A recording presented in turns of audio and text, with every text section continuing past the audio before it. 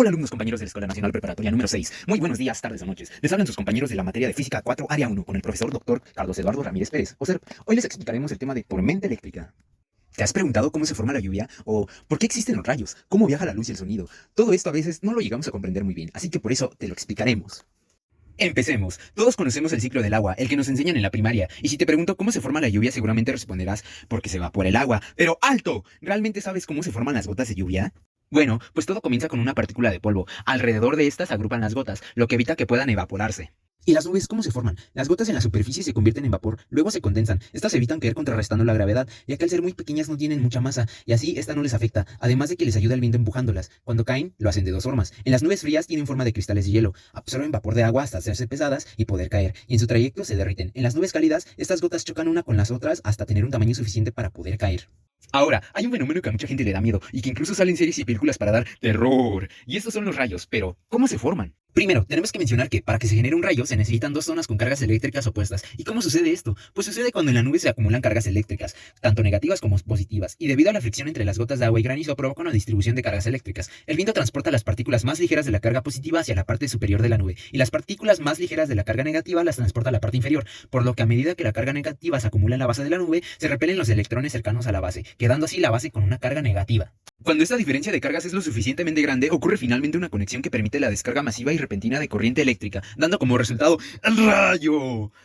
También hay que aclarar que el trueno y el relámpago no son lo mismo, sino que son consecuencias del rayo.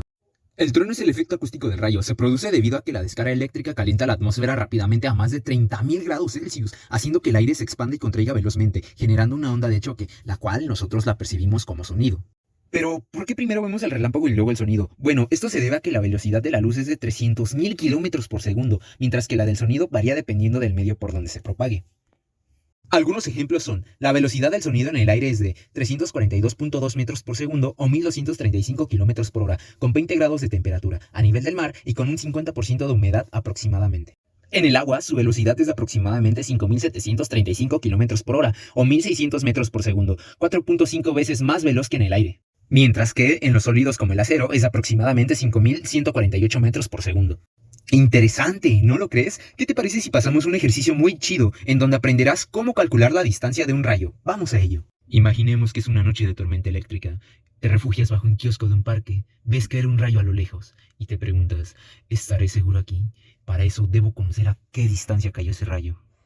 Bueno, primero debemos saber la velocidad del sonido en esas condiciones, para que el cálculo sea más exacto. En este caso, el medio será el aire, a una temperatura de 18 grados. Ocuparemos la siguiente fórmula, donde T está en Celsius.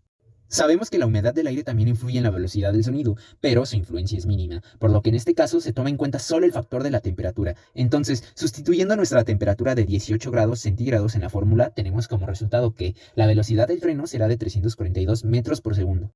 Luego, los pasos para calcular la distancia son observar el cielo para identificar el momento en el que se ve el relámpago y después con ayuda de un reloj contar los segundos transcurridos hasta escuchar el trueno. Después, multiplicamos la velocidad del sonido por la diferencia de tiempo entre el relámpago y el trueno, obteniendo la distancia en metros.